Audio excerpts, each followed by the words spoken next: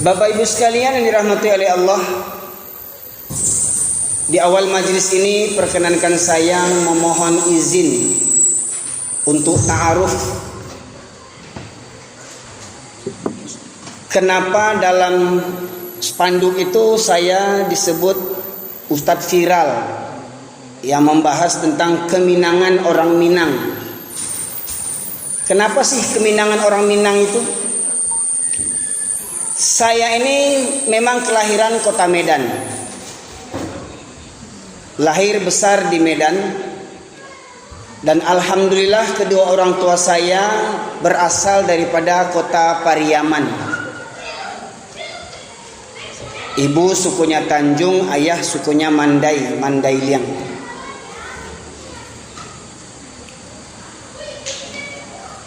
Setelah gempa 2009 saya baru hijrah dari Medan ke Pariaman. Berawal daripada renungan saya di tahun 2000. Ketika saya masih di Medan, tahun 2000 saya pulang kampung ke Pariaman ingin mengerjakan sholat subuh. Mirisnya ketika waktu sholat subuh itu warga desa tidak ada yang ke surau. Kita orang rantau, kita yang buka surau. Hidupkan lampu, buka pintu, hidupkan lampu.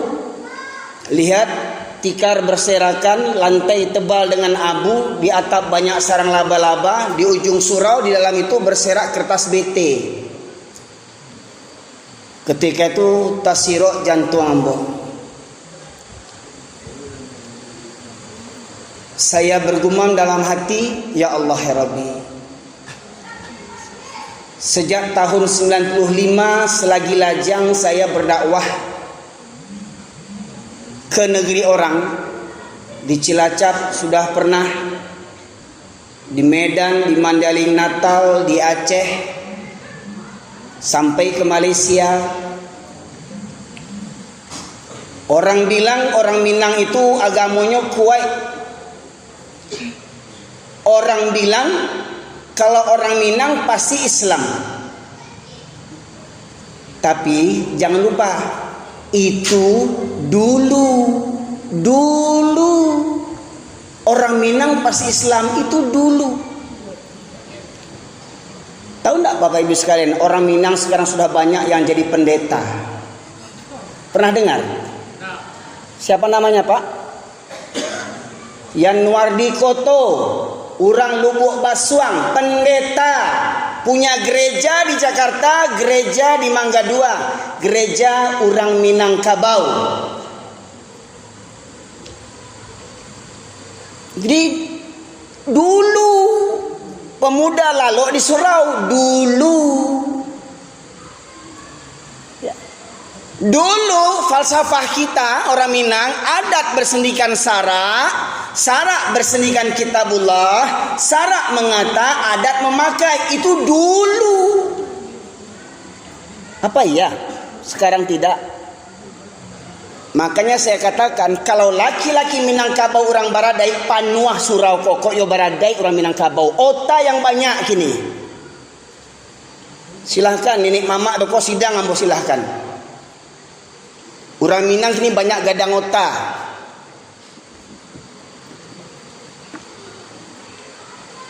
Bukan namu banci orang Minang Pak Ibu ndak. Kecil orang di Facebook, Ustadz Erwin ini baah kok dendam bana orang Minang nyo bakasam bana orang Minang. Bukan dendam. Dek sayang ambo makonyo bantu aku ambo ceramah. Dek apa? Sok jantung ambo setelah ambo tinggal di kampung jantungan sok jantung. Ndak picayo. Raso ndak picayo. Banyak rasul picayo di Medan, Bapak Ibu sekalian.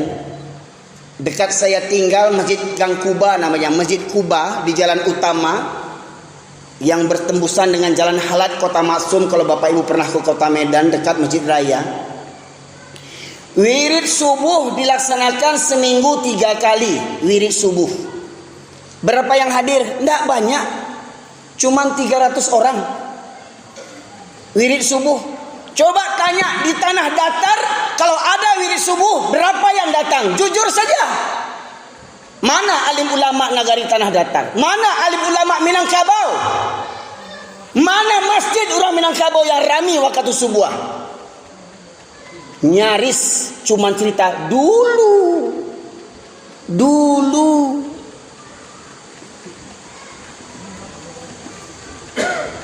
Di Medan kami bertetangga dengan orang Batak Kristen, Cina Kristen. Berbanding banyak jumlah gereja dengan masjid. Tapi alhamdulillah wirid subuh 300 orang yang datang. Di nagari awak Minangkabau yang punya falsafah adai basandijo sarak basandijo kitabullah, sarak mangato adai memakai musaji bantu keranda mai kini. Bakok keranda mai istilah kalau dalam sebuah negeri, ini cerita karangan saya aja. Umpama dalam sebuah nagari, wali nagari mengajak rakyatnya, warganya, wahai mari warga nagari, kita berjibaku gotong royong untuk membuat keranda mayit. Yang punya harta sumbangkan hartanya, yang punya pikiran sumbangkan pikirannya, yang punya tenaga sumbangkan tenaganya. Mari kita rancang keranda mayat yang nyaman bagi mayat, pakai spring bed, AC, CCTV, remote control, ya, pakai wifi, ya, supaya nyaman keranda mayatnya di dalam. Akhirnya berjibakulah orang kampung, yang orang kayo puluhan juta pitih di keluan. Yang punya tenaga gotong royong, buat itu semacam. Yang punya fikir, oh bagusnya begini. Hingga jadilah keranda mayat itu. Setelah jadi, apa kata Pak Wali Nagari?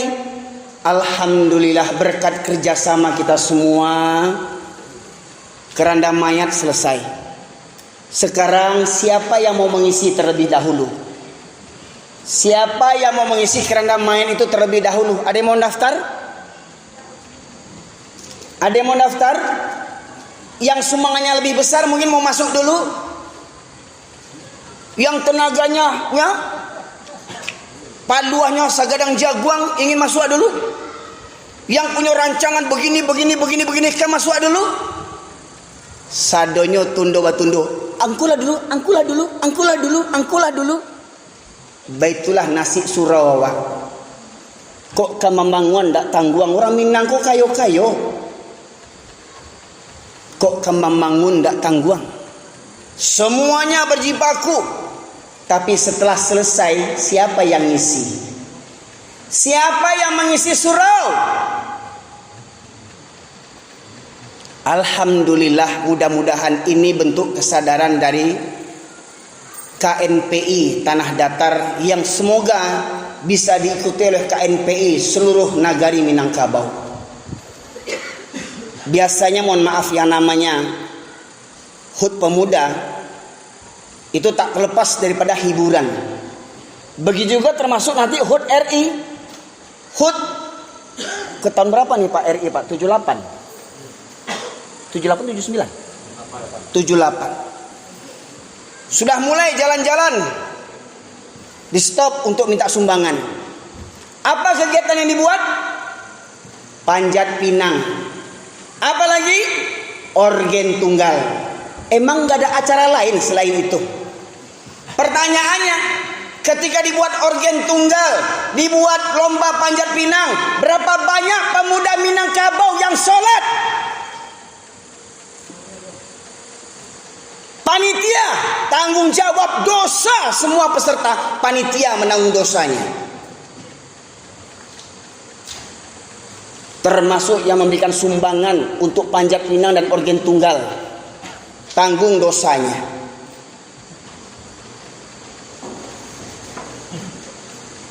Pertanyaannya, apakah itu untuk menyambut kemerdekaan Indonesia yang dikorbankan darah para pejuang? Mereka para pejuang, Tuanku Imam Bonjol, Tengku Umar, Pangeran Diponegoro, dengan hartanya, dengan tenaganya, dengan darahnya menyumbangkan kemerdekaan. Apa yang kita isi dengan kemerdekaan ini hari ini?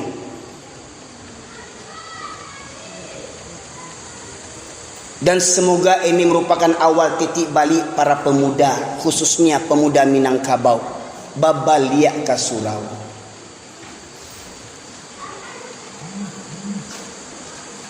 Mohon maaf Bapak Ibu sekalian, seperti mana yang saya sebutkan tadi, walau saya lahir besar di Medan, tapi saya bangga berdarah Minangkabau.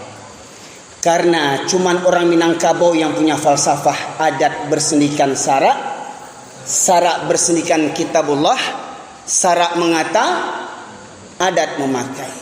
Seumpama bentuk masjid kita ini. Di atas itu umpama adat. Pertanyaannya Pak, atap atau adat, bagaimana dia bisa kokoh di atas menutupi masjid ini?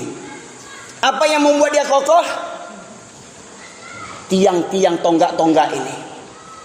Adat basandi josa sarak. Ikulah umpama sarak tonggak-tonggak kokoh. Sarak. Sebelum tonggak di tagaan, ana dibuat dulu pondasi. Itulah kitabullah. Jadi maknanya yang saya fahami, jangan sabui-sabui adai Minangkabau santiang.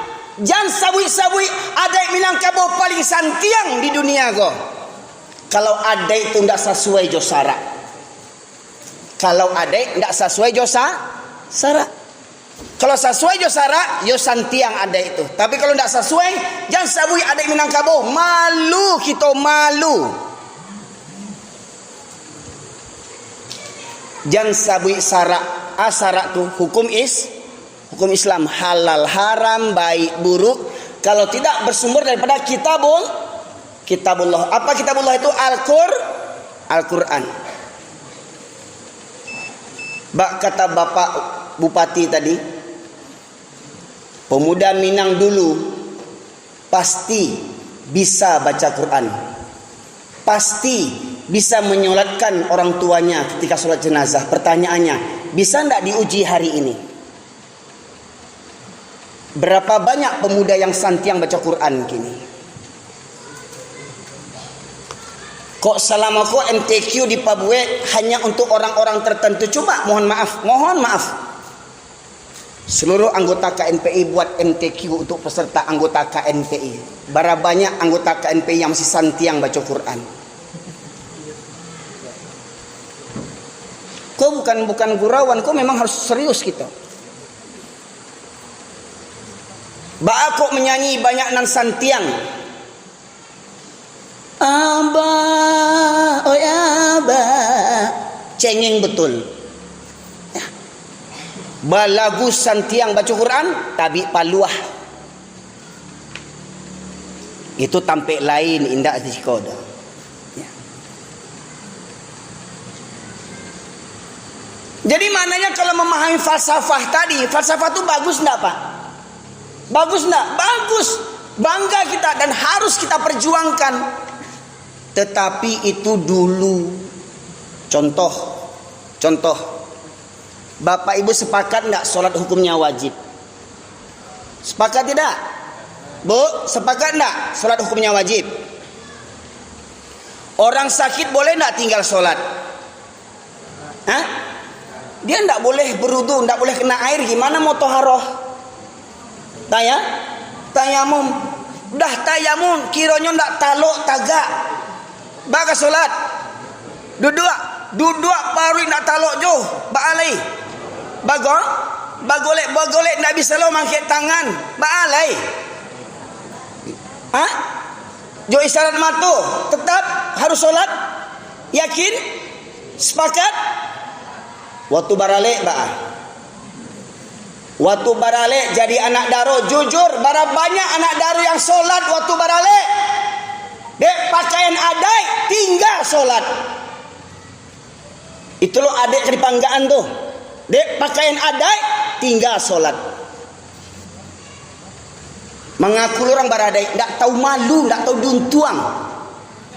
Para lulo suntian daripada solat lai. Bundokan duang menangguang dosa. Lai baradai orang Minangkabau. Kok lai baradai orang Minangkabau? Tak ada yang solat seminggu sekali laki-laki Minangkabau. Tak ada orang Minang solat seminggu sekali. Tak ada laki-laki Minang yang tak puasa Ramadan. Banyak laki-laki Minang tak panuah puasa Ramadan. Caliak. Bisuak karayo kecek orang. Kini orang membantai istilahnya. Pernah caliak Pak Ibu? Ketika panggalih dagiang membantai dagiang, memanggalih dagiang, anan tak jadi? Tak ada rasa malu panggalih dagiang itu marokok di pasar tu. Marokok. Anak ambo pernah mau bawa sebelum Gampo 2009. Ambo diundang khutbah Idul Fitri di Pariaman. Beberapa hari sebelum Lebaran, kamilah tiba di Pariaman. Ambo bawa anak ambo jalan ke Pasi, Kantai, Piaman, Pantai Gondoriah. Sedang perjalanan, apa kata anak ambo yang masih ketiga SD? Abi, beli teh botol abi. Aus, nak, kita puasa nak. Ini bulan puasa. Itu bapak itu minum teh telur bi. Dia tengok bapak-bapak di pantai yang masang tenda untuk hari Lebaran, yang jual daging, pada merokok, pada minum teh talun, minum teh botol. Kalau anak ambo bertanya di Medan bisa mau jawab, itu orang Batak Kristen nah. Itu opung panjaitan Kristen yang merokok itu bulan Ramadan. Tapi kalau di Pariaman anak mau bertanya, ambo jawab. Lah banyak orang Kristen di Pariaman tuh sampai merokok santai junaru dar sobodoso orang.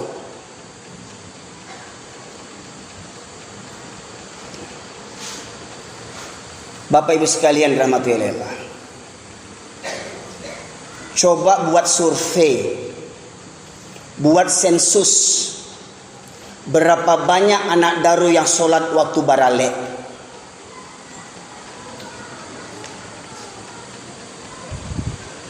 Para luluh, tadi Bapak Ibu sepakat orang sakit wajib solat nak? Walau hanya dengan isyarat mata saja tetap wajib solat. Nah anak daru kenapa tinggal solatnya? Maka kewajiban tamu menyolatkan anak daru. Kenapa begitu? Dek mati kerancaan. Dek mati kerancaan tinggal solat. Mengaku orang Minang tak tahu diuntuang. Orang Minang sebenarnya orang yang beradai. Bak kecik kita dulu orang Minang pasti orang Islam. Orang Islam pasti tak pernah tinggal solat. Walau sakit sekalipun. Itu orang Minang dan sebenarnya. Bukankah kita saat solat membaca inna solati wa nusuki wa mahyaya wa mamati lillahi rabbil alamin. Sesungguhnya solatku, ibadahku, hidup dan matiku hanya untuk Allah.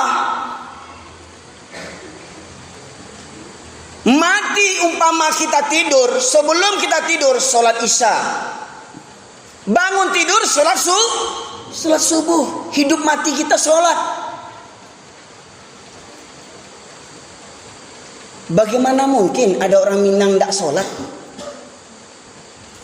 Bagaimana mungkin orang Minang solat seminggu sekali? Bapak sekalian,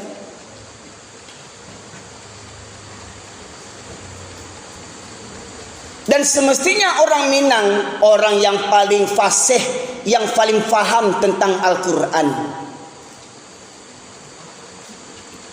Betul kata Pak Bupati tadi. Bahkan pendiri pesantren di Gontor Jawa Timur itu Pak, belajar agamanya itu ke Tawali Padang Panjang itu. Orang Jawa beraja ke Nagariawa itu dulu. Tidakkah kita rindu kebangkitan Minangkabau? Maka tidak ada cara bangkit orang Minangkabau selain dari surau kita memulainya. Nonsen kalau tidak dari surau. Kalau ingin negeri yang madani, Rasulullah sallallahu alaihi wasallam hijrah dari kampung halamannya. Bayangkan Ibu, Nabi Muhammad SAW hijrah dari kampung halamannya karena apa? Karena orang kampungnya tidak menerima dakwah Rasulullah. Karena apa? Lebih berpegang teguh kepada adat tradisi nenek moyang yang jahiliyah. Hingga Nabi Muhammad SAW lari dari kampungnya untuk menyelamatkan agama. Hijrah ke Madinah, ke kampung orang lain. Dan awal hijrah ke Madinah, apa yang dibangun Rasulullah? Rumahnya, kantornya, lapaunya, apa? Masjid. Rasulullah lebih mengutamakan masjid daripada rumahnya sendiri. Di masjidlah Rasulullah mempersaudarakan kaum muhajirin dan ansar. Di masjidlah Rasulullah membina para pemuda hingga Islam bisa menguasai sepertiga dunia, ma'asyiral muslimin. Masjid di masa Rasulullah indak batonggak bantuak ko. Masjid di masa Rasulullah indak batok bantuak kini ko. Masjid di masa Rasulullah indak balantai bantuak kini ko. Kok masjid tua. Kini musajid nan banyak gini pakai AC, pakai marmer, pakai iko, pakai karpet yang tabah segala macam, cukuy. Rami musajidnya baik tujuh. Misalnya.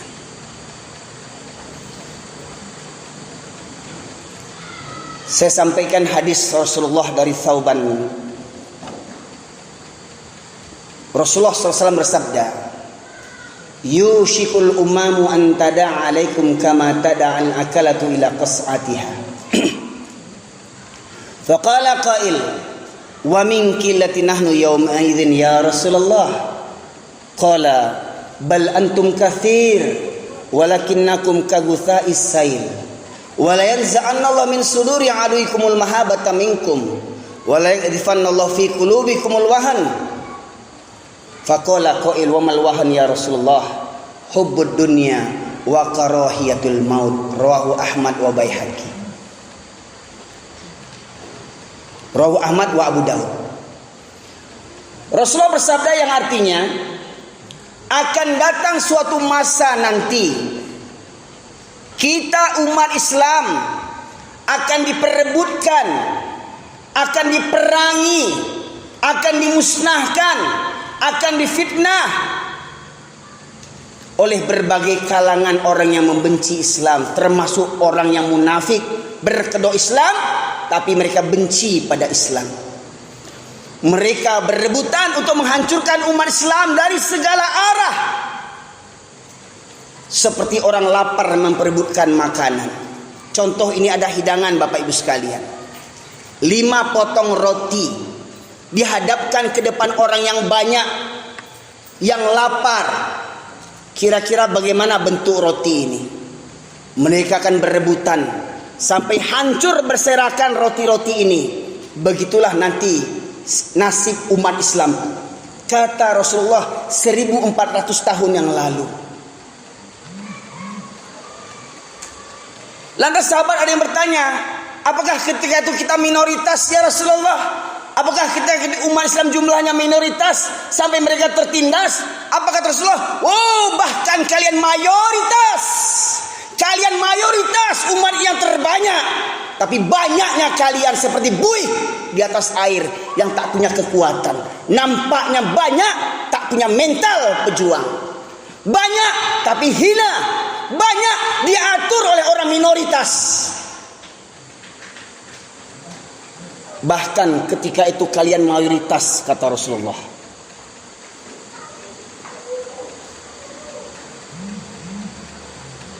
Dan Rasulullah menegaskan, wala yanza'annallahu min suduri aduikumul mahabata minkum. Dan Allah mencabut rasa takut musuh-musuh terhadap kalian. Allah mencabut rasa takut musuh-musuh terhadap kalian. Bukan mereka hebat persenjataannya, Jadi mohon maaf Pak, jangan takut sama Amerika, jangan takut sama Cina. Walau mereka punya nuklir, walau mereka punya persenjataan apa saja, ingat, kita ada Allah Subhanahu wa taala. Enggak ada sejarahnya peperangan Islam dikalahkan oleh orang kafir, enggak ada sejarahnya. Tapi dulu ya, dulu. Lihat dalam ayat Al-Quran, bahkan Allah mengutus para malaikat di tengah-tengah barisan kaum muslimin. Terus apa yang ditakuti oleh orang Islam? Malaikat bersama kita ikut berperang. Bodoh amat kita takut sama Amerika. Bodoh amat takut sama Cina.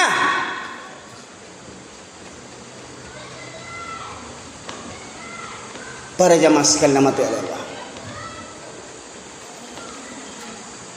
Penggalan ayat hadis tadi, mari kita telusuri. Allah cabut rasa takut musuh-musuh terhadap kalian umat Islam. Dan Allah tunjukkan makar orang-orang kafir.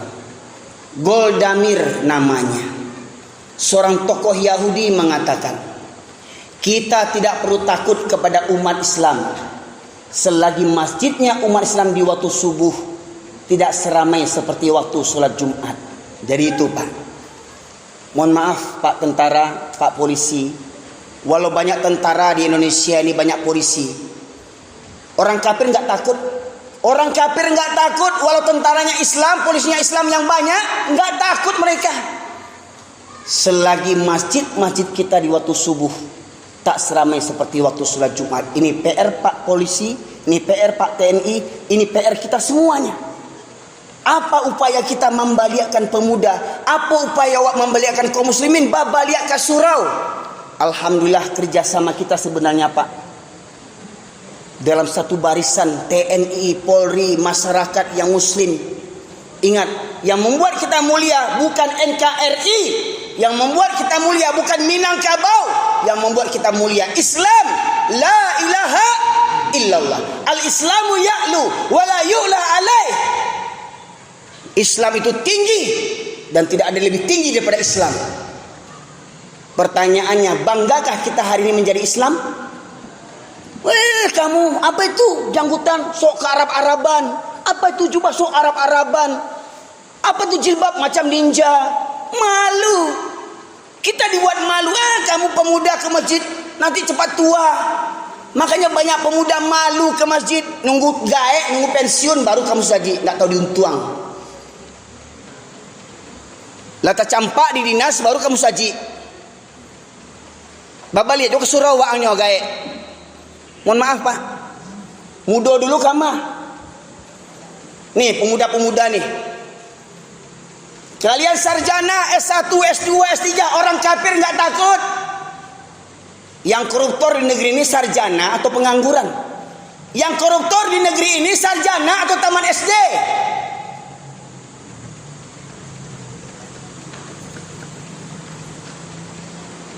Jangan bangga dengan sarjana, mohon maaf. Di Pariaman tempat saya ada sekolah perguruan tinggi STIB namanya. Pernah dengar? Apa itu namanya? Sekolah tinggi ilmu baru. Jadi jangan sepele jo baru Pariaman. Baru Pariaman baa bantuannya sarjana tuh. Tapi baru Pariaman tidak pernah ke surau. Baru Pariaman tidak pandai baca Quran. Baru Pariaman dan Batino tidak ada berjilbab. Itu baru. Jadi jangan bangga mana kalau sarjana tidak tahu sembahyang. Baru. Jangan bangga mana sarjana padusi berjilbab waktu kuliah ajanya. Baik ke pasar berjilbab, baik baralek berjilbab, baik ke kafe berjilbab, penyapu halaman surah pontong laki dia pakainya. Semestinya ndak ada padusi Minangkabau yang ndak berjilbab dah. Sejak keluar awal darah haidnya, sejak saat itulah wanita Minangkabau wajib berjilbab. Pertanyaannya, adakah wanita di daerah ini yang keluar rumah tidak pakai jilbab? Ada nak? Tanya jo Pak Jatuh, agama kau. Agamanya. Semestinya di Minangkabau kau tidak ada padusi yang tidak berjilbab. Kalau yo sesuai jo falsafah, adik basani jo sarak basani jo kitabullah, sarak mengatur adik memakai. Adik-adik mahasiswi, kalian berjilbab karena untuk fashion atau karena untuk Allah? Coba sebutkan suratnya, ayat berapa, surat berapa. Yang tahu 2 juta cash hadiahnya dari Pak Bupati. Pak Bupati nggak datang ya? Coba, ada yang tahu? Surat apa, ayat apa yang memberitakan wanita wajib berjilbab? Semestinya wanita Minangkabau harus tahu. Bundo Kanduang harus tahu. Kok Bundo Kanduang yang baradai? Dan balagak Bundo Kanduang, kalau cuma pakai topi basaluk-saluk bentuk kabau tuh, kabau batuyunya. Tapi kabau ndak tahu jo syariat, Bapak Ibu sekalian.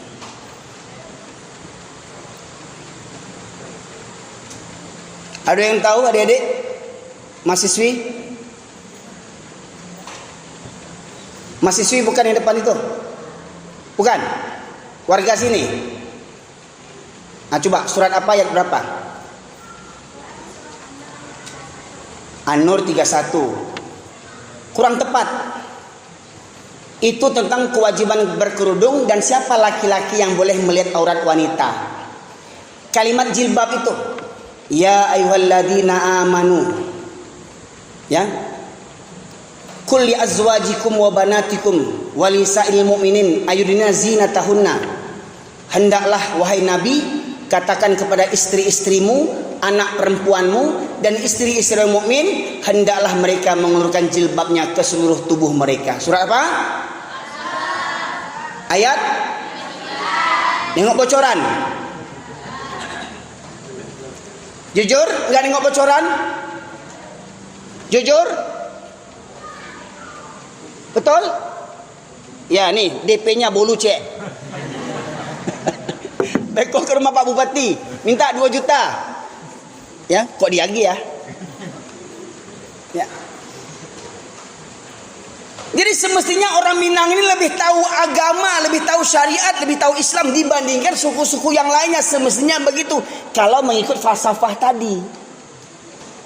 Sebab orang Minangkabau adanya saja lahir, lah baradai itu. Kenapa?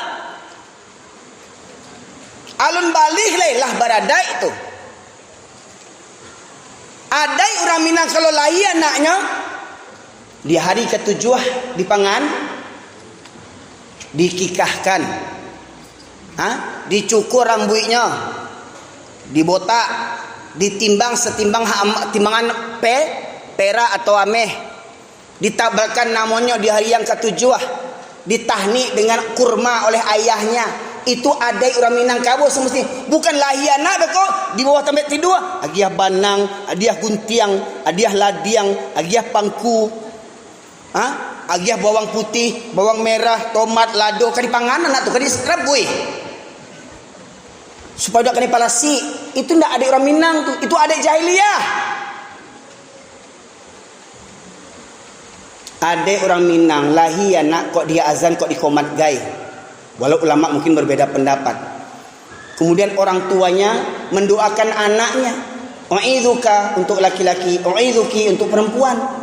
U'idzuka bi kalimatil hitamah min kulli syaitanin wahamah wa min kulli anin lamah. Itu adik Minangkabau semestinya begitu. Balik kepada pendapat tokoh Yahudi tadi.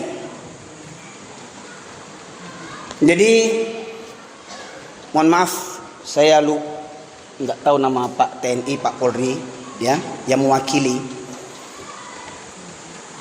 Jadi seberapapun hebatnya persenjataan TNI Polri Indonesia, mohon maaf, bisa nggak ngalahkan corona, Pak? Nggak bisa. Ya, kita dengan corona terusir dari masjid. Nggak ada dunia, bahkan Arab Saudi nggak bisa ngalahkan corona. Ka'bah tutup, nggak ada haji, nggak ada umrah. Dunia nggak bisa melawan corona. Corona itu ciptaan siapa?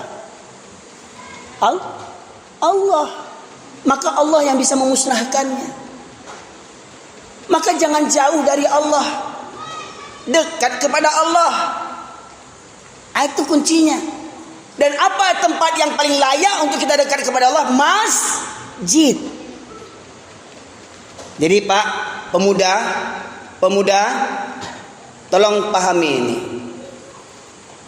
Orang Yahudi tadi mengatakan, kita tidak perlu takut kepada umat Islam selagi masjidnya umat Islam di waktu subuh tidak seramai seperti waktu sholat Jumat. Pertanyaannya, kapan masjid kita di waktu subuh ramai seperti sholat Jumat? Mohon maaf Pak, kalau Jumat penuh masjid ini Pak? Penuh. Subuh gimana? Satu sof penuh? Satu sof penuh? Dua sof? Penuh? Dua sof penuh. Pertanyaannya, sudah ada gereja sekitar sini belum? Gereja belum ada, jamaah lalangan. Kok orang sekitar kau aja ndak cukup masuk musajid panuah ke? Bapak Ibu sekalian, ini PR kita bersama. Bagaimana supaya waktu subuh masjid kita bisa ramai? Nah nih, kalau dapet KNPI yang memulainya kok. Buat gerakan subuh berjamaah untuk pemuda. Jadi Pak, Ambo dalam sebuah negeri di Minangkabau kok. Bahkan sejak Ambo lajang tahun 95, Ambo majak murid-murid Ambo lalok di surau. Ambo berikan program, salah satu program untuk KNPI. Paling tidak sebulan sekali buat gerakan mabit. Apa mabit itu? Malam Bina Iman dan Takwa. Anggota KNPI tidur di masjid, malam mingguan di masjid. Apa caranya? Tahsin tajwid, belajar baca Quran balik. Kemudian solat tahajud jam 3 atau jam 4 malam. Ketiga, solat subuh berjamaah. Keempat, mendengarkan tabligh akbar. Kelima, baru kita olahraga. Apa olahraganya? Mau touring kah? Mau sepeda santai? Mau jalan santai? Mau main volley? Mau main bola segala macam? Silahkan. Tapi diawali dengan kewajiban kepada Allah dulu. Nah ini program kalau mau saya tawarkan. Ya, insya Allah paling enggak sebulan sekali. Dari pemuda memulainya. Sebab apa? Kata Pak Bupati tadi, pemuda inilah yang kelak akan jadi presiden di negeri ini, betul kan? Pemudalah yang akan menjadi pemimpin TNI nanti, pemimpin Polri. Pemudalah yang akan menjadi seorang suami. Pemudalah yang akan menjadi seorang ayah. Kalau sejak muda nggak punya bekal ilmu agama, mau memimpin, bagaimana kita mau memimpin? Memimpin rumah tangga jaga becus, gimana mau memimpin negara kita? Dengan ini para jamaah sekalian, Babaliak Kasurau, bersama kita menggerakkannya. Babinsa kah namanya, Babin Kamtipmas kah namanya, Wali Nagari kah namanya, mohon maaf. Kok karajo samolah sadonya seluruh unsur. Ambo yakin. Kami di Bukit Tinggi buat gerakan subuh berjamaah seminggu sekali sejak 2017. Alhamdulillah pernah mencapai jamaah sampai 4 hingga 6.000 orang Pak jamaahnya Pak. Penuh. 4 sampai 6.000 orang jamaahnya. Sholat tahajud saja tuh jam 3 malam tuh 800 orang pesertanya. Sholat tahajud jam 8 malam, jam 3 malam. Ya. Nah, jadi para jamaah sekalian rahmati oleh Allah. Yang pertama tadi, ukuran sebuah negeri kuat penduduknya, kuat imannya, ukurannya dari masjid. Lihat Turki hari ini itu dulu pernah berjaya di masa Khilafah Utsmaniyah. Tapi sejak runtuhnya Turki Utsmani dipimpin oleh Mustafa Kemal Atatürk yang berkedok Islam, ya, tapi darah Yahudi. Apa yang dilakukan Mustafa Kemal Atatürk? Merubah kumandang azan berbahasa Arab dengan bahasa Turki. Hati-hati. Kita belum ada rencana merubah bahasa azan dengan bahasa Turki, tapi ada orang yang takut mendengarkan seruan azan. Ada yang menyamakan 5 kali seruan azan sama dengan gonggongan anjing. Ada yang manusia ngomong begitu tuh, manusia terlaknat itu. Manusia terlaknat itu mengatakan menyamakan seruan azan dengan gonggongan anjing. Manusia terlaknat yang bicara itu. Hiduplah lagi tuh.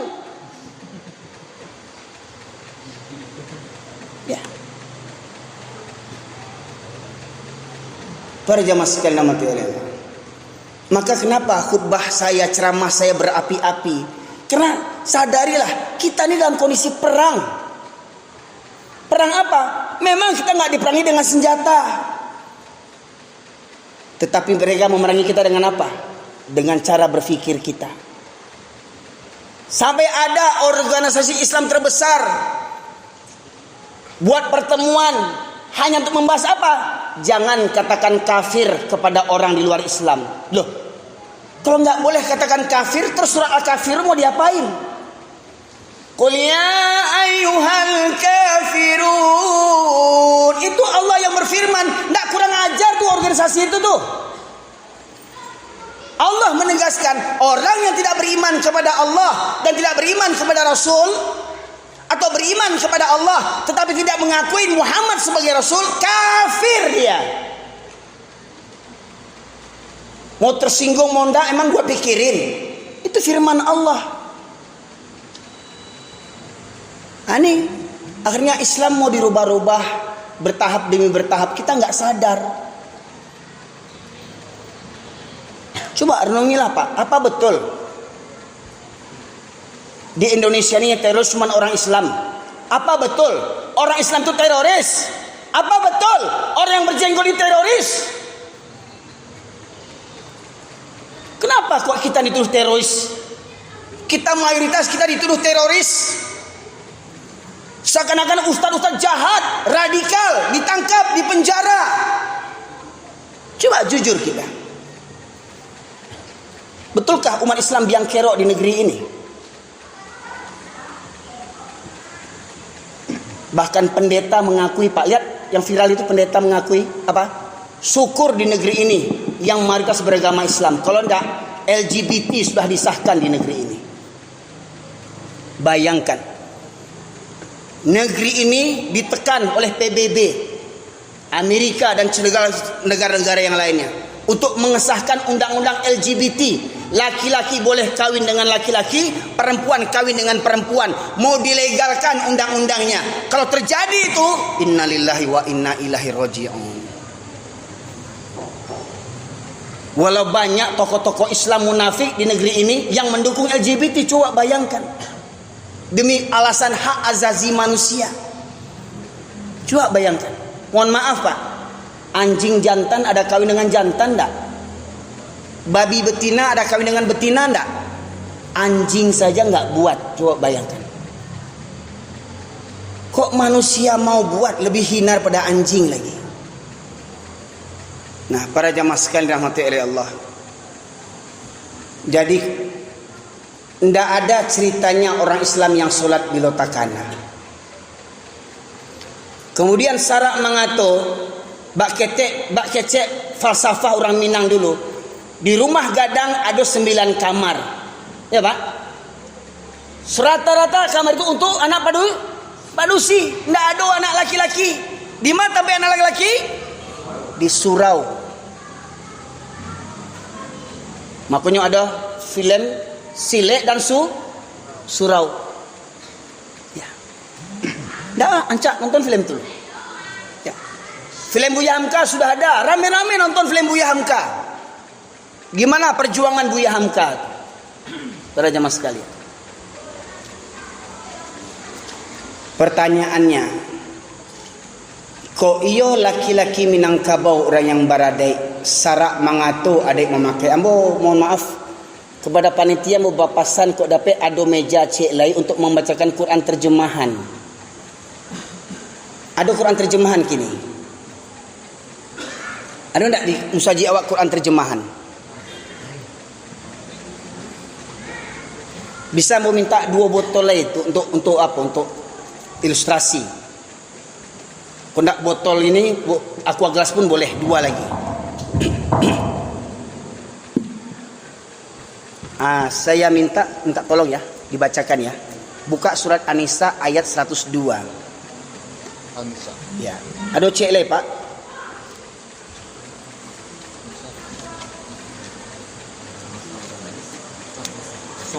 Kenapa? Karena bukan airnya yang perlu. Ya. An-Nisa 102. Di atas ini kan ada halaman nomor suratnya. Ada artinya. Kita udah ngadlo. Ada basani jo sara basani jo kitabullah, kol kitabullah. 102. Ya, 102. Apa kata syarat dari kitabullah? Menyebutkan tentang solat berjamaah. Walau ulama berbeda pendapat, ingat, ulama bukan nabi. Bisa benar, bisa salah. Tapi Al-Quran bisa salah. Ya, kita dengarkan terjemahannya. Ada mic lain? Atau ini pakai apa? Terjemahannya aja langsung. Dan apabila engkau Muhammad berada di tengah-tengah. Tadi diajak Allah bicara, dan apabila engkau Muhammad, yang diajak bicara itu Nabi Muhammad. Lanjut. Berada di tengah-tengah mereka sahabatmu, lalu engkau hendak melaksanakan sholat bersama-sama mereka. Maka hendaklah segolongan dari mereka berdiri sholat besertamu dan menyandang senjata mereka. Ya, sholat Muhammad, kau solat berserta sahabat-sahabatmu sembari menyandang senjata. Solat menyandang senjata itu solat di mana? Di medan perang. Di medan perang Nabi Muhammad sallallahu alaihi wasallam yang menerima perintah solat Isra Mi'raj ke Sidratul Muntaha. Nabi Muhammad sallallahu alaihi wasallam sebagai contoh teladan tidak pernah tinggalkan solat berjamaah walau dalam kondisi perang sekalipun. Sia ngecek buya tuangku tidak wajib solat berjamaah. Sianya dibandingkan Rasulullah. Kok ada tuangku buya acok nak nampak solat berjamaah, jangan pakai buang kalawi jo tabui piaman tu. Lanjut. Kemudian apabila mereka yang sholat telah sujud menyempurnakan satu rakaat, maka hendaklah mereka pindah dari belakangmu untuk menghadapi musuh. Dan hendaklah datang golongan yang lain yang belum sholat. Ya, ilustrasinya begini. Ini umpama imam. Ya. Ini makmum sof yang pertama dengan menyandang senjata. Makmum sof yang kedua dengan menyandang senjata. Tentunya ada beberapa orang ya. Ini imam. Sembari menyandang senjata, solat tetapi tetap siap siaga di medan perang. Ketika imam ruku, Allahu Akbar, umpama ruku, Allahu Akbar. Makmum sof pertama ikut ruku, Allahu Akbar. Makmum sof kedua tetap berdiri siap siaga sembari menyandang senjata. Sami Allahu liman hamidah, Rabbana lakal hamd. Tetap siap siaga sembari menyandang senjata. Imam sujud, Allahu Akbar. Makmum ni sujud, Allahu Akbar. Tetap berdiri siap siaga sembari menyandang senjata. Sampai imam bangkit ke rakaat yang kedua, Allahu Akbar. Allahu Akbar. Makmum yang tadi mengikuti imam mundur ke belakang. Makmum yang tadi mengikuti imam mundur ke belakang. Semuanya mundur ke belakang. Makmum yang tadi siap siaga maju ke depan. Bergantian. Makmum yang maju ke depan tadi menyempurnakan satu rakaat, Allahu Akbar.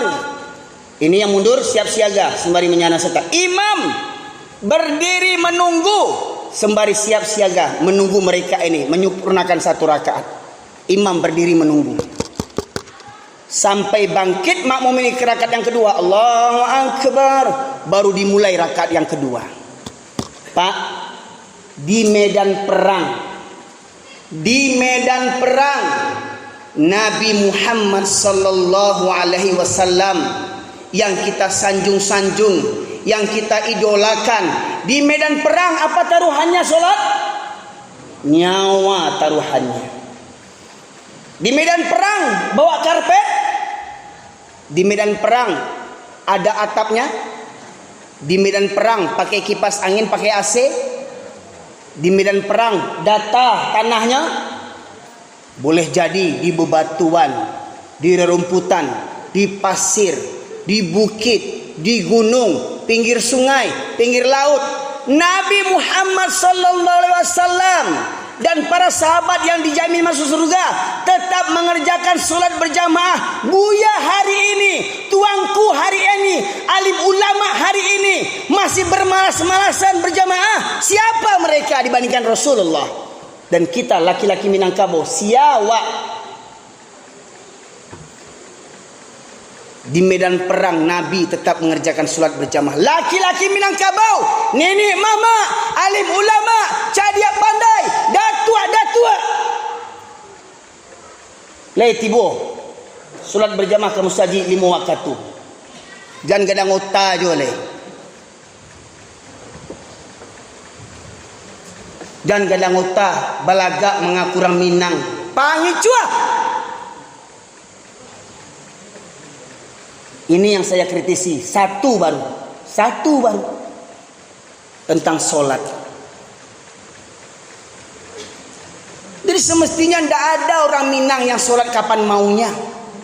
Tidak ada laki-laki Minangkabau yang malas datang ke masjid. Masih ayat yang tadi? Lanjutkan.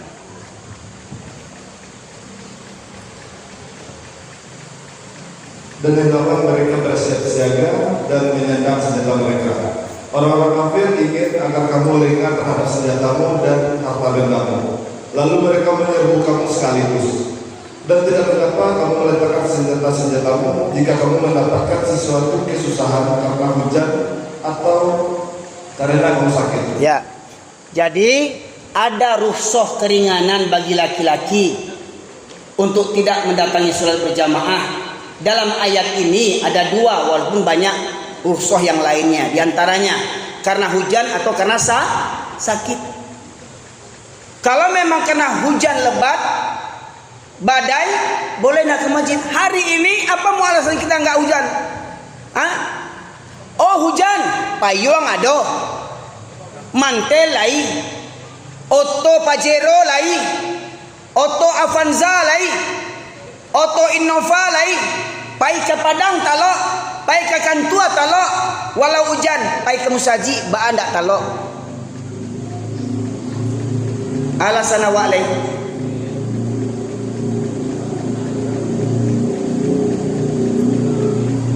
Satu, walau itu rukhsah karena hujan. Yang kedua karena sakit. Caliak lo sakitnya dulu. Dah, Pak, banak musaji Pak. Sakit Ustaz. Sakit atuh. Sakit panu Ustaz.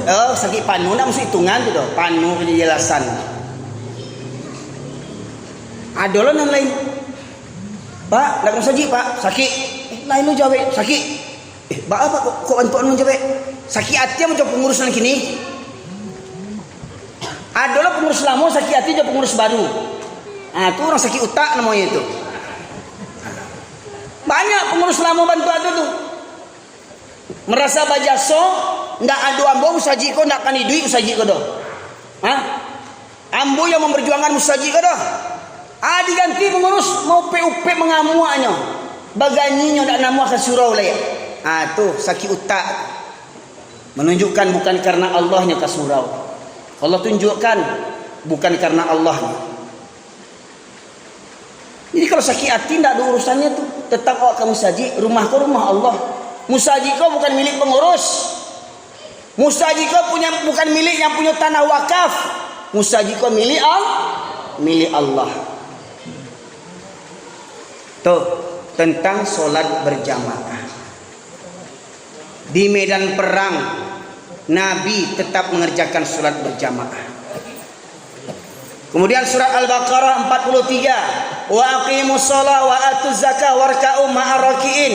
Dirikan sholat hukumnya, tunaikan zakat hukumnya, warka'u ma'ar raki'in. Apa maksudnya? Ruku bersama orang-orang yang ruku. Apa maksudnya? Sholat berjamaah wajib bagi para laki-laki, tidak bagi para wanita. Maka Rasulullah mengatakan sebaik-baik sholat laki-laki di masjid, sebaik-baik sholat wanita di rumah. Kalau wanita meminta keringanan, meminta izin untuk sholat di masjid, jangan dihalangi asalkan terhindar daripada fitnah. Jadi kalau ada laki-laki sholat di rumah, itu namanya laki-laki solehah. Ada datua suku sholat di rumah, datua soleha. Nah, ada orang mengecek ceramah bu kareh Ustaz Erwin ko kareh ceramahnya. Coba buka surat ke-7.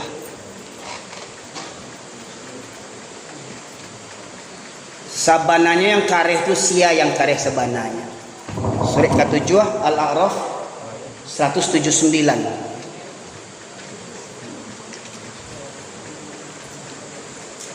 Ya, terjemahnya baca. Dan sungguh akan kami isi neraka jahanam banyak dari kalangan jin dan manusia. Mereka memiliki hati tapi tidak dipergunakannya untuk memahami ayat-ayat Allah. Dan mereka memiliki mata tapi tidak dipergunakannya untuk melihat tanda-tanda kuasa Allah. Dan mereka mempunyai telinga tapi tidak dipergunakannya untuk mendengarkan ayat-ayat Allah. Mereka seperti hewan ternak, bahkan lebih sesat lagi. Mereka itulah orang-orang yang lengah. Jaleh terdengar tadi Bapak Ibu sekalian. Pemuda-pemudi, mohon maaf, jangan sibuk dengan handphonenya sendiri masing-masing ya, dengar kaji. Kecuali buka ayat Quran. Jangan gilo di handphone awak kini. Di musaji kau simpan handphone untuk urusan dunia. Kecuali untuk urusan kajian kita ini. Allah berfirman, وَلَقَدْ ذَرَأْنَا لِجَهَنَّمَ كَثِيرًا مِنَ الْجِنِّ وَالْإِنسِ لَهُمْ قُلُوبٌ لَا يَفْقَهُونَ بِهَا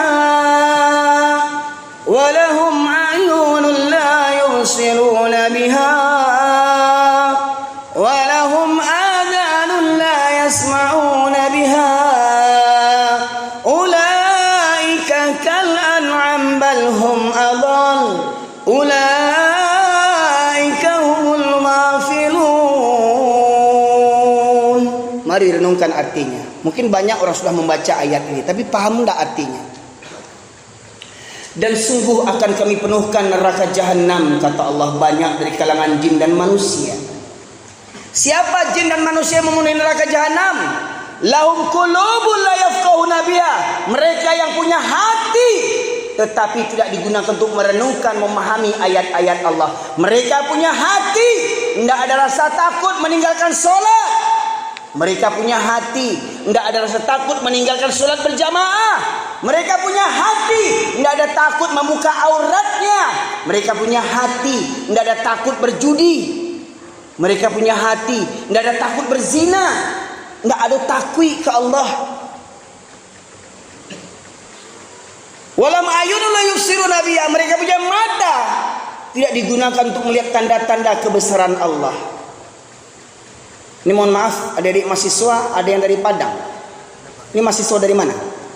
Padang, kampus mana? Bung Hatta. Berarti gempa 2009 lah gadang dah. Letakkan Gampo 2009. Bantu kota Padang. Bantu Hiroshima yang Hotel Ambacang, data sampai kampus di Matu, Gajah Mada tuh Ganesha, ya sedang bimbel, dimpi bangunan, Patamuan, Pariaman, 3 kampung di Banam di Allah. Muju alhamdulillah jule itu, ndak ada tsunami. Muju alhamdulillah, muju aja itu. Di Aceh gempa bumi tambah tsunami. Habis data Aceh tu. Nagari Serami Makkah kecil orang. Donggala Palu Sulawesi gempa bumi, tsunami, likuifaksi, tanah berjalan. Adakah awak mengambil pelajaran daripada itu? Ketika gampo siang awak sabui, ya Allah, la ilallah, la ilallah, ya Allah, ampun ya Allah, ya Allah. Allah basabui ketika gampo. Habis gampo, kan ancak kau dapat 3 hari gampo nak. Dia takkan awak jo Allah taruh. Kau dapat 3 hari gampo awak ndaknya. Dia tasabui nama Allah taruh. Tuh. Walahum adhanul la yasma'una biha. Mereka punya telinga tetapi tidak digunakan untuk mendengarkan ayat-ayat Allah. Orang yang punya hati tidak ada takut kepada Allah, punya mata tidak ambil pelajaran, punya telinga tidak mendengarkan. Mendengarkan maknanya apa? lain mandangah tapi tidak masuk dalam hati. Masuk telinga kanan. Kalau keluar telinga kiri masih mending tu bu. Aduh lalunya pun tak masuk telinga kanan, keluar balik depan nak kanan boleh. Tak sumbek telinga tu. Lah menengah kaji tidak ada jo perubahan lain. Lah menengah kaji tidak ada jo perubahan lain. Kata Allah, ulaika kal an'am.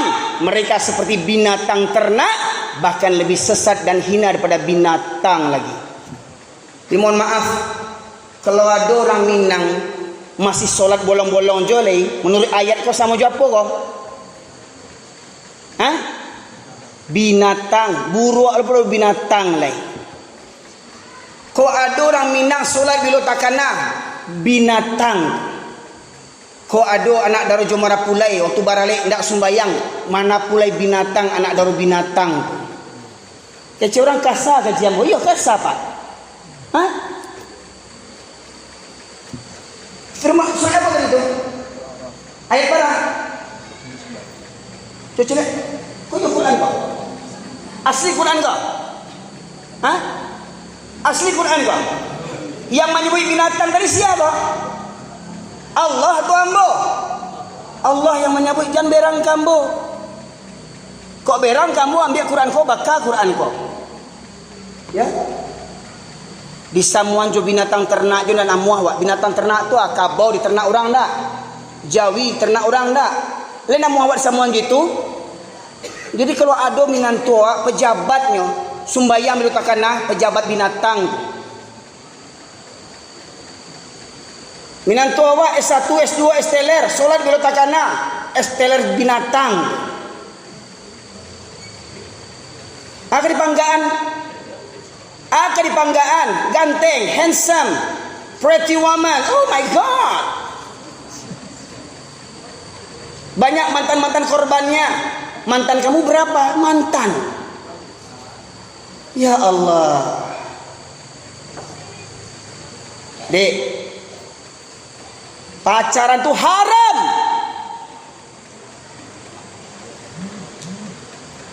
Sarjana lagi pacaran joleh. Samu jo binatang tadi kata Rasulullah tadi. Belaga orang Minang tak tahu adai. Adai mengatur haram.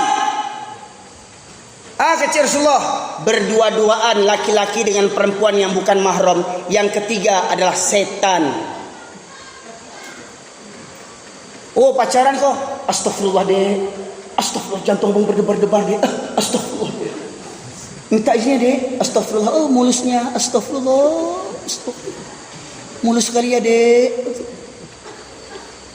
Assalamualaikum dek, udah tahajud, dek, udah sholat, dek, udah baca Quran, gombal. Kawan kampus sebelahnya di padiannya lalu, cewek di jagoannya. Kawan satu kos ni padiannya lalu dah. Cewek ni nyainya sesuatu. Kan? Gombal.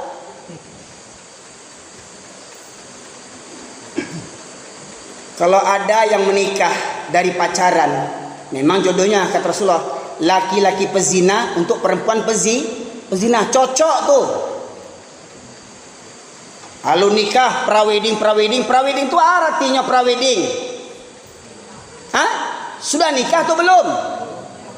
Nikah belum lah, pegang-pegangan pacu-pacu, foto-foto. Tak tahu diuntuang. Mengaku orang Minang tu budaya orang Kapia ditiru. Budaya orang Kapia bertiru. Prawedding tu budaya orang Kapia. Mengaku orang Baradai tu. Bandak sok mau mencari bentuk tu. Semestinya orang Minang kau dicontoh bagi orang Islam yang lainnya. Orang Minang kau dicontoh bagi orang Islam yang lainnya.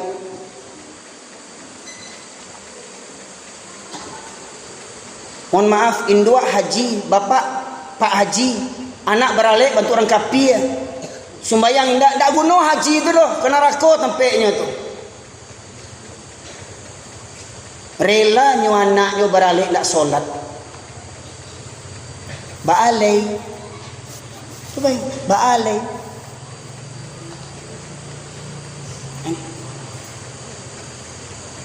Lain namuah disamuan awak jo binatang.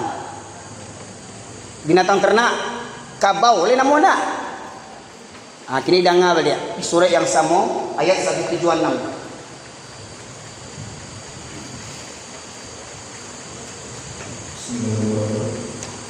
Dan sekiranya kami menghendaki saya kami tinggikan derajatnya dengan ayat-ayat itu. Tetapi dia cenderung kepada dunia dan mengikuti keinginannya yang rendah. Maka perumpamaannya seperti anjing jika kamu menghalalnya. Seperti apa tadi? Seperti anjing. Seperti anjing. Maka perumpamaannya seperti anjing jika kamu menghalalnya dijulurkan lidahnya dan jika kamu biarkannya ia menjulurkan lidahnya juga. Demikianlah perumpamaan orang-orang yang mendustakan ayat kami. Maka ceritakanlah kisah-kisah itu agar mereka berpikir. De ayat ko amo dapat penghargaan di Kampuang. Surah apa tadi? Surah Al-A'raf surah ke-7 ayat 176. Walau syi'na larafa'na biha walakinna aghlada ilal ardi wattaba'a hawa famathaluhu kamathalil kalbi.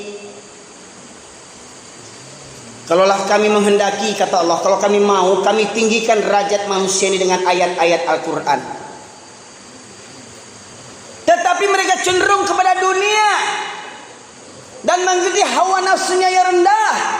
Maka perumpamanya seperti anjing, kata Allah. Ada jamaah, ambo suruh baca tadi. Kasih jamaah, maka perumpamanya seperti waw. Ambo tanya, Pak, antum tulis apa, Pak? Anjing. Kok dibaca waw? Kasabana. Kata anjing dalam Al-Quran itu kasa, kecil. Kasakah firman Allah? Kok kitab apa kok? Kitab suci.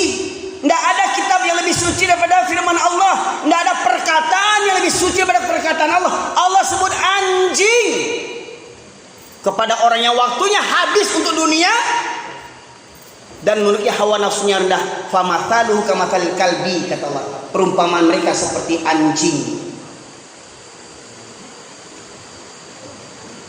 Dek barale tinggal sumayang samojo. Dek basuntiang tinggal sumayang samojo. Dek 17 Agustus tinggal sumayang samojo. Yang manjek pinang rami, yang mau urgen tunggal rami, sumayang indah samojo. Balik. Syarat mangato wajib sholat, syarat mangato wajib berjamaah bagi para laki-laki. Kok sudah mengaji, kok ndak jo berubah lagi biswa subuh, indak jo kamu saji lagi pilih kah jadi kabau atau kah jadi celek beko yang nak tiba berarti anjiang.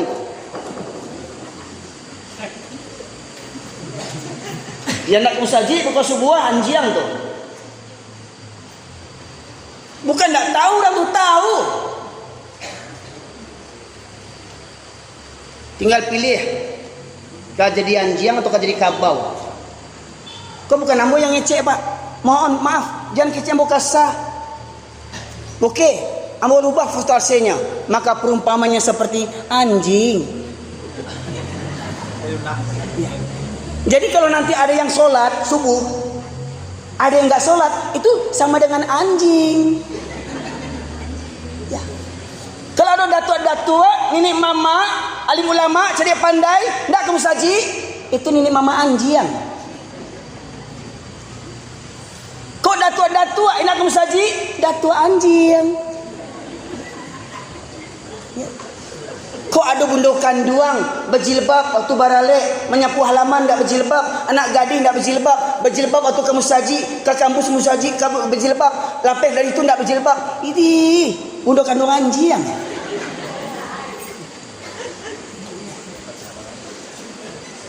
Yang sudah nih pacaran juga lagi. Anjing kamu. Anjing. Anjing sarjana juga ya. Anjing. Kasar ya. Bila lo kesadar lain kalau bantu tu gaji. Awak lah Islam 7 keturunan tak tahu jawab lain. Makanya Pak mohon maaf kok dapat sudah tablik albar kau. Pemuda-pemuda setiap ada wirid datanglah ke masjid. Kau nak jadi pemuda anjiang sudah kau ni. Tampang lagi gagah, bisnis lagi sukses, sumbayang indah, musiji indah, sama juan jiang, artinya ni. Makanya bu jangan salah pilih berminantu juan jiang. Kalau ke berminantu ibu jangan tanya di mana kerajo, bara gaji. Emang ibu inspektorat? Bertanya ke minantu di mana kerajo, bara gaji. Tanya ke calon minantu tu le pandai sumbayang, le pandai mengaji. Pandai ibu, cubalah kok iyo. Kacamata mu tinggal. Balian kacamatunya cocok dinyo. Suruh baca.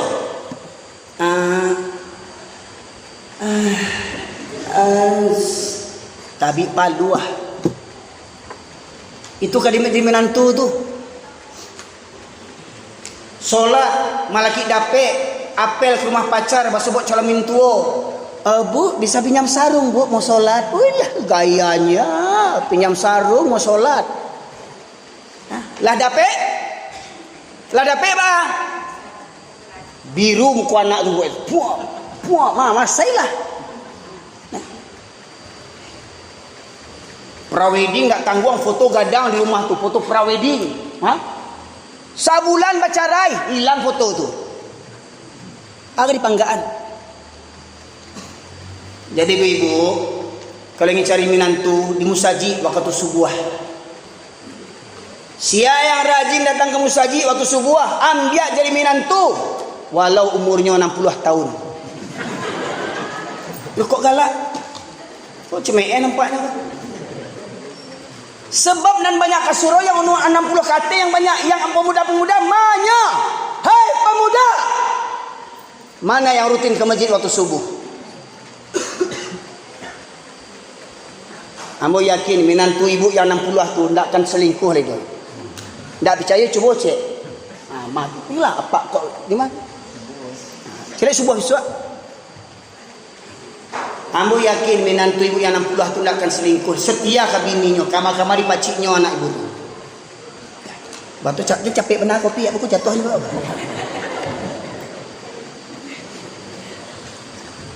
Nah, jadi tinggal pilih.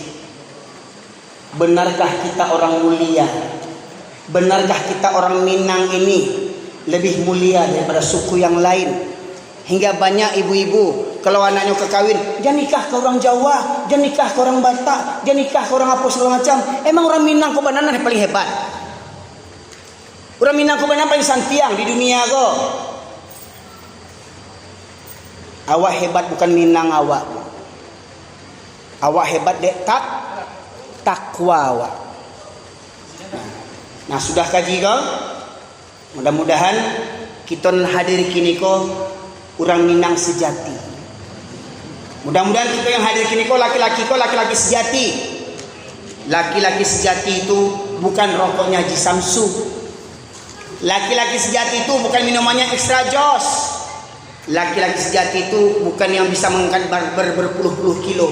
Laki-laki sejati yang bisa mengangkat kelopak mata ini di waktu subuh dan melangkahkan kaki ke masjid demi membuktikan cintanya kepada Allah. Hidup matiku hanya untukmu ya Allah, bukan untuk si dia. Kondak, aku tercipta hanya untukmu. Hidupku hampa tanpa dirimu. Gunung kan ku daki, lautan ku seberangi, surau ku lewati. Untuk pacarnya tidak tangguang-tangguang, untuk cari pitih tidak tangguang-tangguang, ke surau terlewati. Inilah Bapak Ibu sekalian. Jadi konsep pemuda. Fa khalafa min ba'di khalfun adau salawat ta'usyawah fa sawfa yalquna ghayya kata Allah surat Maryam ayat 59. Maka akan datanglah generasi yang buruk, yaitu generasi yang menyia-nyiakan sholat dan memperturutkan hawa nafsunya. Maka kunci kesuksesan seorang pemuda, kunci kesuksesan seorang hamba adalah dia menjaga sholatnya agar tidak menjadi fawailul lil musallin. Ada orang yang sholat tapi celaka kata Allah. Maka harapan ambo pada pihak sudah ko pemuda, mari babaliak ka surau. Yo sabana babaliak ka surau, baraja baliak ka surau, lalok di surau. Bapak Ibu sekalian, semoga kiranya dengan peringatan ulang tahun 50 tahun KNPI ini benar-benar membawa perubahan, dan kita berharap niat tulus panitia dan KNPI untuk mengawali ulang tahun ini di usia yang 50 tahun, bukan usia muda lagi sebenarnya, sudah usia matang. Semoga benar-benar semua yang babaliak ka surau akan dicontohkan oleh pemuda-pemuda hari ini untuk bangkit ke depan, memimpin negeri ini dengan keadilan, dengan kesejahteraan, dengan memuliakan undang-undang Allah Subhanahu wa taala.